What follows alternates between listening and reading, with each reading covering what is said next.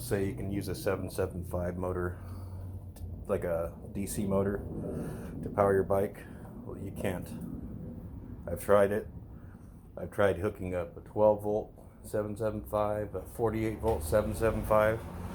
But you know what does work as a roller motor? Is this one right here. Even though a 775 motor will turn the tire extremely fast with you not on it, if you weigh anything over 100 pounds, which is the size of a child, it won't work unless you have a bigger motor like this. There's the original 775 motor that I tried. I burnt that out within minutes. I weigh over 200 pounds, so I'm not a light guy. And then I bought this motor. It's a high torque, I believe it's 3,500 RPM motor, but it wasn't powerful enough to push me on the bike. And even though it's a bigger motor, it just didn't have enough power to push me on the bike. But this motor did the trick. And all I did was went down to Home Depot and I got a roller for like a wheel, and I finagled it to get it on there. And I have it attached with a spring right there to hold tension on my sled bike thing. I originally got this for my dog, my husky, but yep, that's it.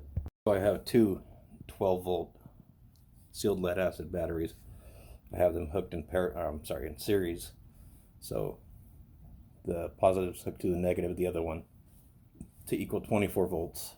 And then I have the motor connected to the negative terminal on this one, and the positive from the motor hooked up to this one. And I have a switch interlay that runs up to the handlebars right there. I'm not using a motor controller. I'm sure it would work a hell of a lot better with one. So see, I'm on the bike that I built with the My 1016 motor, 24 volt or 36 volt DC motor. And I've got two sealed lead acid batteries hooked up that I built a box around.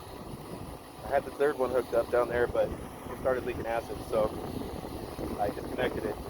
And it's pushing me. This is a scooter, so there's no pedals. It's going at decent speed, and the only issue I'm having is it's wet outside and the wheel's slipping a little bit against the friction drive. But yeah, there it is. And I'm not light. I weigh over 200 pounds, and it's pushing me at a good 8 to 10 miles an hour. I've got a bigger motor I'm going to use though.